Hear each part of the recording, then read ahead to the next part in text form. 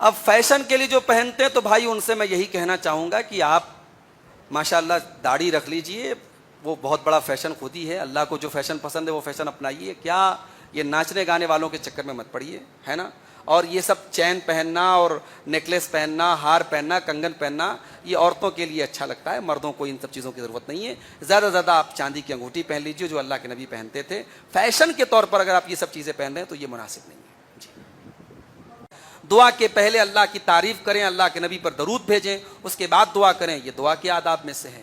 اللہ تعالیٰ کے ناموں کا وسیلہ لگا کے دعا کریں۔ مثال کے طور پر اگر آپ کو اللہ تعالیٰ سے روزی مانگنا ہے، اے اللہ تو رزاق ہے، سب کو روزی دیتا ہے، مجھ کو بھی روزی دے دے۔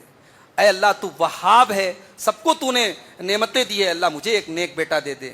جو دعا مانگنا چاہتے ہیں اس کے مناسب آپ اللہ تعالیٰ کے نام اور اس کی صفت کو وسیلہ لگا کے آپ دعا کر سکتے ہیں، یہ دعا کے آداب میں سے ہے۔ البتہ دعا میں کسی شخصیت کا وسیلہ نہیں لگا سکتے، نبی کے صدقے دعا قبول کر لے، ولیوں کے صدقے دعا قبول کر لے، یہ صحیح نہیں ہے۔ ہاں، کوئی زندہ انسان ہے اس سے دعا کرا سکتے ہیں آپ۔ نبی صلی اللہ علیہ وسلم کی سنت میں ہم یہ بھی دیکھتے ہیں کہ آپ ٹوپی لگاتے تھے، ٹوپی کے اوپر آپ امامہ پہنتے تھے، عام طور سے آپ امامہ کے ساتھ نماز پڑھتے تھے، تو آپ ٹوپی کے ساتھ نماز پڑھیے۔ اور لیکن آپ مان لیجیے کہ نماز کے لیے گھر سے نکلے، ٹوپی نہیں ہے تو کوئی مسئلہ نہیں، بغیر ٹوپی کے بھی نماز پڑھیے، شرط نہیں ہے، ٹوپی نماز کے لیے شرط نہیں ہے۔ لیکن ہمارا نوجوان جو فیشن کے لیے اپنے بالوں کو بنائے رکھنے کے لیے جو بغیر ٹوپی کے نماز پڑھنے کو ایک عادت بناتا ہے، یہ بھی مناسب نہیں ہے۔ جی، ہمارے مسلم کلچر کا ایک حصہ ہے اور ہماری زینت میں شامل ہے، تو جب نماز میں زینت اپنا کے جانا ہے تو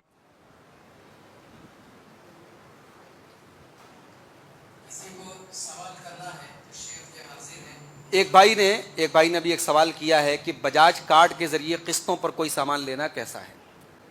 دیکھیے، قسط کے اوپر کوئی سامان لینا بنیادی طور پر جائز ہے۔ قسطوں کا کاروبار کرنا یا قسطوں پر سامان کا لینا دینا شریعت میں غلط نہیں ہے، جائز ہے۔ بلکہ نقد کی قیمت الگ اور قسطوں کی قیمت الگ بھی ہو سکتی ہے، اس پہ بھی کوئی مسئلہ نہیں ہے۔ یہ موبائل ہے، اگر میں اس کا کاروبار کر رہا ہوں اور میں نقد اگر کسی کو یہ 10,000 کا دے رہا ہوں اور ادھار میں نے 12,000 کا طے کر لیا تو اس میں کوئی حرج کی بات نہیں ہے۔ مسئلہ یہ ہوتا ہے کہ جب ہمارے یہاں جو بینک کے ذریعے یا کریڈٹ کارڈ کے ذریعے یا بجاج کارڈ کے ذریعے جو ای ایم آئی پر چیزیں لی جاتی ہیں قسط پر، اس میں یہ ہوتا ہے کہ اگر آپ نے اتنے وقت تک جمع نہیں کیا تو پھر اتنی پینالٹی لگے گی۔ وہ جو پینالٹی لگتی ہے وہ سود ہوتی ہے، وہ انٹرسٹ ہوتی ہے۔ پھر جو پروسیسنگ چارج لگتا ہے، شریعت یہ کہتی ہے کہ اگر آپ کسی چیز کو ادھار بیچ رہے ہیں، قسطوں پر بیچ رہے ہیں، آپ نے پہلے سے قیمت طے کر لی کہ 10,000 کی چیز تھی لیکن آپ ادھار لے رہے ہیں، میں آپ کو 12,000 کی دوں گا، آپ کو میں سہولت دے رہا ہوں، آپ کو 12,000 کی دوں گا، آپ نے قیمت طے کر لی، اس حساب سے آپ نے ای ایم آئی باندھ لی، اس میں کوئی مسئلہ نہیں ہے۔ اگر آپ نے پینالٹی فی لگائی، آپ نے پروسیسنگ فی لگائی، یہ صحیح نہیں ہے۔ اور آج ظاہر ہے کہ سارے جتنے بینکس ہیں یا جتنے بھی کریڈٹ کارڈز ہیں وہ بغیر پینالٹی فی کے یا بغیر پروسیسنگ فی کے، حالانکہ بعض کارڈز ایسے ہیں جو یہ کہتے ہیں 0 پروسیسنگ چارج یا 0% انٹرسٹ، لیکن ان کے یہاں بھی کچھ نہ کچھ اس کا معاملہ رہتا ہے۔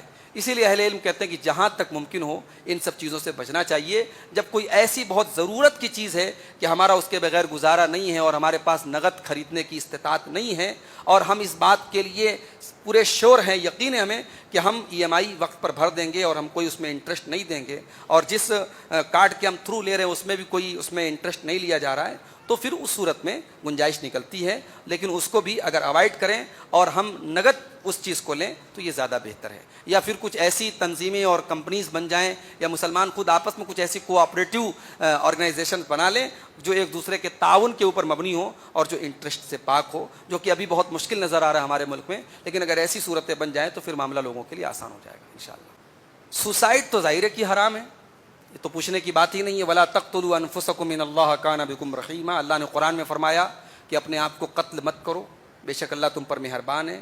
زندگی اللہ کی امانت ہے، ہمیں کوئی حق نہیں پہنچتا کہ ہم خودکشی کر لیں۔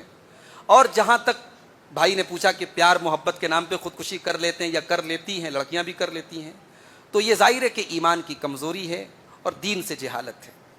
ہمارے دین میں اس طریقے کی محبت کا کوئی تصور نہیں ہے۔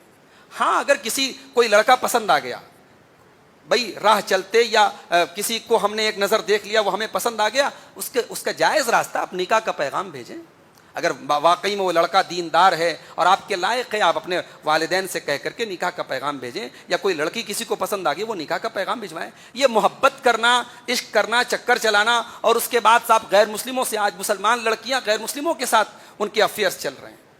یہ سوچیے، آپ کالجوں میں آپ باپ بھیج رہا ہے پڑھنے کے لیے، وہاں افیئرس چل رہے ہیں، اور اس کے بعد کتنی لڑکیاں ہیں یعنی 18-20 سال ماں باپ کی محبت، 18 دن کی محبت جو ہے اس کے اوپر غالب آ جاتی ہے اور اپنے غیر مسلم عاشق کے ساتھ بھاگ جاتی ہے۔ تو میں اپنے نوجوان بھائیوں سے بھی کہوں گا، بہنوں سے بھی کہوں گا کہ محبت اسلام میں حرام نہیں ہے، مگر اسلام میں کون سی محبت ہے؟ جائز محبت ہے۔ اور جائز محبت کون سی ہوتی ہے؟ جو نکاح کے ذریعے وجود میں آتی ہے۔ آپ نکاح کیجئے، آپ اسلام نے یہ بھی آپ کو حق دیا ہے، لڑکی کو بھی دیا ہے، لڑکے کو بھی دیا ہے، کہ نکاح کے پہلے جب رشتہ طے ہو جائے دونوں ایک دوسرے کو ایک نظر دیکھ لیں، تاکہ بعد میں کوئی گلا شکوہ نہ رہے۔ آپ اپنی پسند کے لڑکے سے شادی کیجئے، پسند کی لڑکی سے شادی کیجئے۔ اگر رشتہ آپ کے ماں باپ نے لگایا ہے، پسند نہیں ہے، اسلام نے آپ کو یہ بھی حق دیا ہے، آپ کہہ دیجئے میں شادی نہیں کروں گی، لڑکا کہہ دے میں شادی نہیں کروں گا۔ اسلام لڑکی کے والد کو زبردستی اس کی شادی کرنے پر فورس نہیں کرتا ہے، نہ لڑکے کی کوئی زبردستی شادی کر سکتا ہے۔ تو عشق اور محبت کے نام پر اپنے ماں باپ کی عزت خاک میں ملانا، یا پھر اس معاملے کو اس حد تک لے کے جانا کہ سوسائڈ کر لیا جائے، یہ بالکل غلط ہے، اور اس سے ہم سب کو بچنا چاہیے۔ جی، غیر مسلم کو بالکل دے سکتے ہیں، غیر مسلم کو اسلام کی دعوت دینا چاہیے، یہ بہترین کاموں میں سے ایک کام ہے۔ ومن احسن قولا ممن دعا الی اللہ وعمل صالحا وقال اننی من المسلمین۔ اس سے بڑھ کر کے اچھی بات کس کی ہو سکتی ہے؟ جو لوگوں کو اللہ کی طرف بلائے، نیک عمل کرے اور کہے کہ میں مسلمان ہوں۔ تو غیر مسلموں کو اسلام کی دعوت دینی چاہیے، لیکن حکمت کے ساتھ، مصلحت کے ساتھ، حالات کے کو دیکھتے ہوئے آپ اسلام کی دعوت دیجئے۔ کوئی ایسا آپ کام مت کیجئے جس سے پوری کمیونٹی کے لیے پریشانی کا مسئلہ کھڑا ہو جائے۔ بعض اوقات ایسا بھی ہوتا ہے کہ ہم دعوت و تبلیغ کے نام پر ہم کچھ ایسے قدم بھی اٹھا لیتے ہیں کہ بعد میں حالات مسئلہ بن جاتا ہے اور پریشانیاں کھڑی ہو جاتی ہیں۔ آپ حکمت کے ساتھ، ہمارا ملک ابھی بھی الحمدللہ سنویدھان اور کانسٹیٹیوشن سے چلتا ہے، اور ہمارے کانسٹیٹیوشن میں ہر مذہب کے لوگوں کو اپنے مذہب کا پرچار کرنے کی اور اس کو پھیلانے کی، اس کو پروموٹ کرنے کی اجازت ہے۔ آپ تبلیغ بالکل کر سکتے ہیں، اس کو لمٹس میں رہ کر کے۔ جی، اب یہ مولانا صاحب بتا رہے کہ یہاں کچھ بنجارے لوگ رہتے ہیں جن کا آدھا مطلب جو ہے وہ آدھا ان کے اندر اسلام رہتا ہے اور آدھا پھر وہ کفر کی طرف رہتے ہیں۔ تو ظاہر ہے اب ایسے لوگوں سے تو یہی کہا جائے گا ادخلوا فی السلم کافہ، اسلام کے اندر پورے کے پورے داخل ہو جاؤ۔ اب چاہے وہ بنجارہ ہو، چاہے وہ اپنے آپ کو سید کہے، خان کہے، کچھ بھی کہے، اصل چیز یہ ہے کہ اگر آپ مسلمان اپنے آپ کو کہتے ہیں تو اسلام پورا کا پورا آپ کے اوپر لاگو ہوتا ہے۔ آپ صرف جو ہے جمعہ کے دن مسجد میں نماز پڑھنے چلے آئے، پھر آپ ناچ گانا بھی کر رہے ہیں، شراب بھی پی رہے ہیں، زنا بھی کر رہے ہیں، ایسا نہیں ہونا چاہیے۔ یہ یہودیوں کا طریقہ ہے، یہ اہل کتاب کا طریقہ ہے۔ افتؤمنون ببعض الکتاب وتکفرون ببعض، کہ وہ اللہ کی کتاب کے بعض حصے پر ایمان رکھتے ہیں، بعض کا انکار کرتے ہیں۔ اسلام ایک مکمل لائف اسٹائل کا نام ہے۔ جہاں تک ممکن ہو ہم اسلام کے مکمل نظام حیات کو اپنائیں، باقی جو کمی اور کوتاہی ہوگی اللہ اس کو معاف کرے گا، لیکن آدھے اسلام میں رہیں اور آدھے اسلام کے باہر رہیں، یہ تو ایک طریقے سے انسان کو جو ہے کفر تک لے کے جانے والی چیز ہے۔ اگر انسان اپنے آپ کو مسلمان بھی کہتا ہے اور شرک بھی کر رہا ہے، کفر بھی کر رہا ہے، ایسی حرکتیں بھی کر رہا ہے جو اسلام سے نکالنے والی ہیں، اور اسی حال میں وہ مر گیا، تو پھر تو اس انسان کی آخرت برباد ہو جائے گی، وہ تو جہنم میں چلا جائے گا۔ اگر غیر مسلم اپنے مندر میں اور عیسائی جو ہے وہ اپنے چرچ میں دعوت دیتے ہیں، تو دیکھیے سب سے بڑی بات یہ ہوتی ہے کہ وہ دعوت کس چیز کی ہے۔ ایک یہ ہوتا ہے کہ کسی کی شادی ہے لیکن مندر سے ہو رہی ہے، کسی کرسچن کی شادی عام طور سے چرچ میں ہی ہوتی ہے، تو شادی کے موقع پر اس نے دعوت دی، تو شادی کی دعوت تو اپنے آپ میں جائز ہے۔ لیکن اگر وہ دعوت کسی مذہبی چیز کی ہے، کسی تہوار کی ہے، اور ظاہر ہے کہ غیر مسلموں کے تہوار جو ہوتے ہیں وہ شرکیہ اعمال پر مشتمل ہوتے ہیں، اس کے اندر وہ کچھ نہ کچھ شرکیہ عمل کرتے ہیں، تو ان کے شرکیہ تہوار کی دعوت میں جانا گویا ان کو سپورٹ کرنا ہے۔ اس لیے ان کی جو عمومی دعوت ہے، بچہ پیدا ہوا، خوشی کا موقع تو اس نے دعوت دے دی، نیا مکان خریدا اس نے دعوت دے دی آپ کو، شادی اس کے یہاں ہوئی دعوت دے دی، تو جو دعوت اپنے آپ میں بذات خود جائز ہے اس دعوت میں آپ شامل ہوئیے۔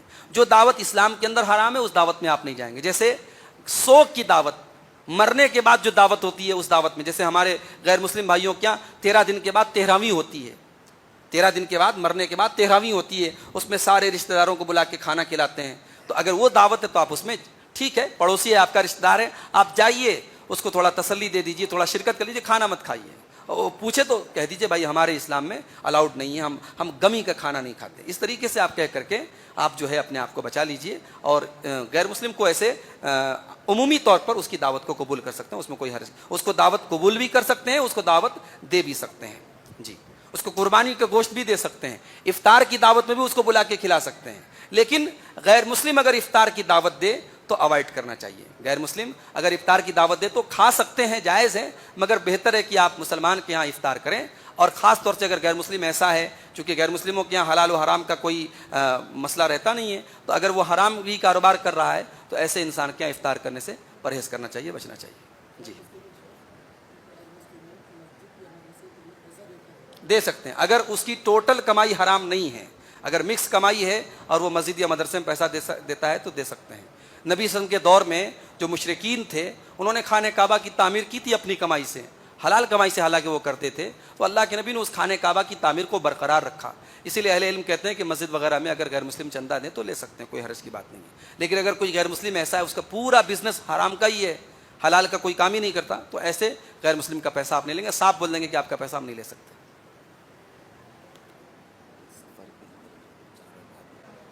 بھائی نے یہ سوال کیا ہے کہ اگر مان لیجئے کہ کہیں پر کوئی امام ہے, وہ نماز پڑھا رہا ہے, اب ان کے کوئی استاذ آ گئے, کوئی ساتھی آ گئے جو مسافر ہیں, تو اب اس مسافر کو کیا ہم نماز پڑھانے کے لیے آگے بڑھا سکتے ہیں؟ اور پھر وہ مسافر نماز پڑھائے گا تو پھر وہ پوری نماز پڑھائے گا یا قصر کرے گا؟ تو دیکھیے, مسافر کے لیے بہتر اور افضل یہی ہے کہ وہ قصر کرے گا. خود نماز پڑھے گا تب بھی قصر کرے گا, پڑھائے گا تب بھی قصر کرے گا. تو بالکل اس کو آپ امام بنا سکتے ہیں, اور وہ نماز پڑھائے تو قصر کر کے پڑھائے, یہ زیادہ بہتر ہے. اگر وہ پوری بھی پڑھا دیتا ہے تو کوئی مسئلہ نہیں ہے, بہتر یہ ہے کہ وہ قصر کر کے پڑھائے. اور اگر ویسے جہاں کا جو امام ہے وہ زیادہ حقدار ہے, اگر وہ خود چاہے تو خود پڑھائے, اگر وہ کسی کو مناسب سمجھتا ہے, کوئی مسافر آیا اس کو امامت کے لیے آگے بڑھا دیتا ہے, تو ایسا کوئی ایشو نہیں ہے, کوئی مسئلہ نہیں ہے, اس کو بھی امامت دی جا سکتی ہے. گلے میں چین وغیرہ پہننا جائز ہے یا نہیں مرد کو؟ سونے کی چین تو نہیں پہننا چاہیے, باقی اگر کسی اور چیز کی ہے, جیسے اسٹیل وغیرہ کی آتی ہے یا لوہے وغیرہ کی ہے تو پہن سکتے ہیں, پیتل کی پہن سکتے ہیں. سونے کی نہیں پہننا چاہیے, چاندی کی نہیں پہننا چاہیے. چاندی کی انگوٹھی پہن سکتے ہیں, چین وغیرہ چاندی کی نہیں پہننا چاہیے. جی, اسٹنٹ کے لیے, فیشن کے لیے, اچھا, ہیرو کو آئیڈل بنانے کے کیا پہنتے ہیں؟ سونے کی. اچھا, اب فیشن کے لیے جو پہنتے ہیں تو بھائی ان سے میں یہی کہنا چاہوں گا کہ آپ ماشاءاللہ داڑھی رکھ لیجئے, وہ بہت بڑا فیشن خود ہی ہے. اللہ کو جو فیشن پسند ہے وہ فیشن اپنائیے, کیا یہ ناچنے گانے والوں کے چکر میں مت پڑیے, ہے نا. اور یہ سب چین پہننا اور نیکلیس پہننا, ہار پہننا, کنگن پہننا, یہ عورتوں کے لیے اچھا لگتا ہے, مردوں کو ان سب چیزوں کی ضرورت نہیں ہے. زیادہ سے زیادہ آپ چاندی کی انگوٹھی پہن لیجیے جو اللہ کے نبی پہنتے تھے. فیشن کے طور پر اگر آپ یہ سب چیزیں پہن رہے ہیں تو یہ مناسب نہیں ہے. جی,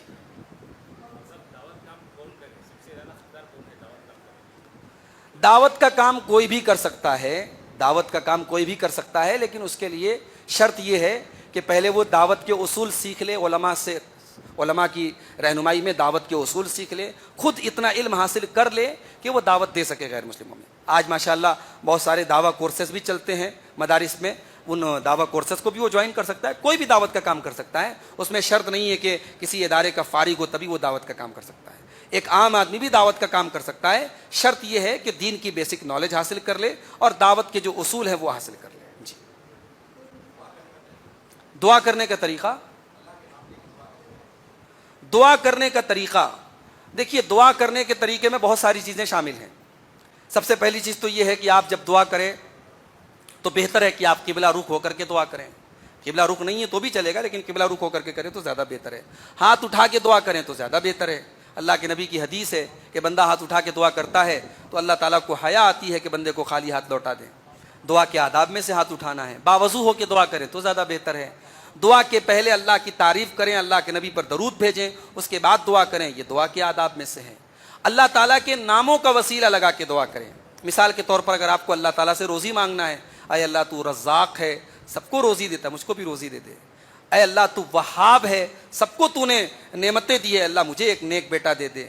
اے اللہ تو مالک ہے, مالک الملک ہے, اے اللہ مجھے کوئی بڑی ذمہ داری. اس طریقے سے آپ جو دعا مانگنا چاہتے ہیں اس کے مناسب آپ اللہ تعالیٰ کے نام اور اس کی صفت کو وسیلہ لگا کے آپ دعا کر سکتے ہیں. یہ دعا کے آداب میں سے ہے. البتہ دعا میں کسی شخصیت کا وسیلہ نہیں لگا سکتے. نبی کے صدقے دعا قبول کر لے, ولیوں کے صدقے دعا قبول کر لے, یہ صحیح نہیں ہے. ہاں کوئی زندہ انسان ہے اس سے دعا کرا سکتے ہیں آپ. کوئی مولوی صاحب ہیں, کوئی شیخ صاحب ہیں, کوئی اللہ کے نیک بندے ہیں, کوئی بزرگ ہیں, آپ ان سے جا کے کہیں مولوی صاحب, شیخ صاحب, میرا بچہ بیمار ہے, آپ دعا کر دیں, میری گھر میں کچھ تکلیف ہے, آپ دعا کر دیں, وہ جائز ہے. لیکن کسی شخصیت کا وسیلہ لگا کے دعا یہ ٹھیک نہیں ہے. جی ایک سوال یہ آیا ہے کہ نماز میں ٹی شرٹ پہن کر کے نماز قبول ہوتی ہے کہ نہیں؟ بالکل ہو جائے گی. ٹی شرٹ بھی ایک لباس ہے. مرد کے لیے نماز کے اندر ناپ سے لے کر کے گھٹنے تک کا حصہ ڈھکا ہونا ضروری ہے اور کندھے پر کوئی چادر کا ہونا ضروری ہے, کندھا ڈھکا ہونا ضروری ہے. لیکن اب اس کا مطلب یہ نہیں کہ صاحب آپ بنیان پہن کے چلے آئے. نماز ایک ہوتا ہے کہ ہو جاتی ہے اور ایک یہ ہوتا ہے کہ نماز کی جو بہترین صورت ہے, اللہ تعالیٰ نے قرآن میں فرمایا کہ خذو یا بنی آدم خذو زینتکم عند کل مسجد, اے آدم کی اولاد مسجد میں نماز میں اپنی زینت کو اختیار کر لو. تو جو ہمارا ایک زینت والا لباس ہے, جو ایک یعنی کامن ڈریس ہے, وہ ہم استعمال کریں. اب صاحب جس کپڑے کو پہن کر کے ہم محلے کے کسی آدمی کے سامنے کھڑا ہونا پسند نہیں کرتے, ہم وہ بنیان پہن کر کے جو ہے ہم نماز پڑھیں, یہ مناسب نہیں ہے. ایک ہوتا ہے پڑھ سکتے ہیں اور ایک یہ ہوتا ہے یہ بہتر نہیں ہے. تو اگر مرد کا جو سطر ہے وہ ڈھکا ہوا ہے اور کندھے پر چادر ہے تو نماز ہو جائے گی. لیکن انسان اب جیسے ٹی شرٹ ہے تو ٹھیک ہے, ٹی شرٹ میں نماز ہو جائے گی. لیکن خواتین کے لیے ہتھیلی اور چہرہ اور ہتھیلی کے علاوہ باقی سارا جسم کور ہونا ضروری ہے. تو خواتین کی کسی ایسے کپڑے میں نماز نہیں ہوگی جس میں ان کے باقی بدن کا کوئی حصہ نظر آ رہا ہو. جی بغیر ہمیشہ ٹوپی نہیں سر کا نماز پڑھ سکتے کہ نہیں؟ بہت اچھا سوال ہے آپ کا. دیکھیے ٹوپی جو ہے ہمارے مذہبی کلچر کا ایک حصہ ہے, ہمارے انڈیا میں ہمارے مسلم کلچر کا ایک حصہ ہے. تو جیسے قرآن نے کہا کہ اپنی زینت کو اپنا لو, تو ہماری زینت میں ٹوپی بھی شامل ہے. اس لیے ٹوپی لگا لینا چاہیے. لیکن ٹوپی کو شرط سمجھنا, یا جیسے بعض جگہوں پر یہ سمجھتے ہیں کہ صاحب ٹوپی نہیں رہتی تو شیطان سر پر آ کے بیٹھ جاتا, یا کہیں ٹوپی نہیں ہے تو مسجد میں پرانی ڈسٹ میں بالکل اٹی ہوئی, گرد و غبار میں اٹی ہوئی, کئی سال کی رکھی ہوئی ٹوپی وہ لوگ لگا لیتے ہیں, یا کچھ نہیں ملا تو رومال کو اوڑھ لیتے ہیں. تو وہ کانسیپٹ صحیح نہیں ہے. لیکن جو ہمارے بعض نوجوانوں نے یہ طریقہ اپنایا ہے کہ صاحب وہ ہمیشہ کھلے سر نماز پڑھتے ہیں, یہ بھی مناسب نہیں ہے. نبی صلی اللہ علیہ وسلم کی سنت میں ہم یہ بھی دیکھتے ہیں کہ آپ ٹوپی لگاتے تھے, ٹوپی کے اوپر آپ امامہ پہنتے تھے, عام طور سے آپ امامہ کے ساتھ نماز پڑھتے تھے. تو آپ ٹوپی کے ساتھ نماز پڑھیے. اور لیکن آپ مان لیجیے کہ نماز کے لیے گھر سے نکلے, ٹوپی نہیں ہے تو کوئی مسئلہ نہیں, بغیر ٹوپی کے بھی نماز پڑھیے. شرط نہیں ہے, ٹوپی نماز کے لیے شرط نہیں ہے. لیکن ہمارا نوجوان جو فیشن کے لیے اپنے بالوں کو بنائے رکھنے کے لیے جو بغیر ٹوپی کے نماز پڑھنے کو ایک عادت بناتا ہے, یہ بھی مناسب نہیں ہے. جی ہمارے مسلم کلچر کا ایک حصہ ہے اور ہماری زینت میں شامل ہے. تو جب نماز میں زینت اپنا کے جانا ہے تو ٹوپی لگا کے پڑھنا زیادہ بہتر ہے.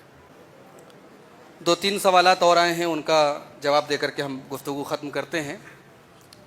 ایک سوال یہ آیا ہے کہ کھڑے ہو کر کے پیشاب کرنا کیسا ہے؟ نبی صلی اللہ علیہ وسلم عام طور سے بیٹھ کر کے استنجا کرتے تھے, لیکن کچھ ایسی حدیثیں بھی ہیں کہ جس میں آپ نے کسی ضرورت کے تحت کھڑے ہو کر کے بھی پیشاب کیا ہے.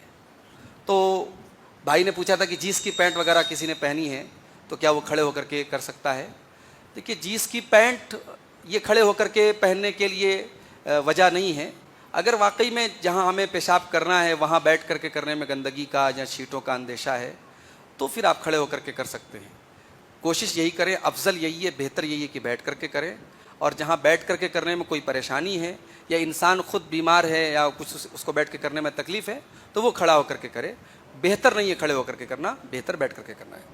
دوسرا سوال یہ آیا ہے کہ اگر کسی کے پاس 10 تولے سونا ہے اور 10 لاکھ کا قرض بھی ہے تو کیا اس کو اس سونا کی زکوٰۃ دینا ہے؟ اس بارے میں اگرچہ علماء کا اختلاف ہے, مگر زیادہ راجح اور مضبوط بات یہی ہے کہ جو مقروض ہے, جس کے اوپر قرض ہے, لیکن اگر اس کے پاس اتنا مال ہے جس مال پر زکوٰۃ فرض ہوتی ہے تو اس کو زکوٰۃ دینا ہے. صرف مقروض ہونا یہ اس بات کے لیے کافی نہیں ہے کہ اس کو زکوٰۃ نہیں دینا ہے.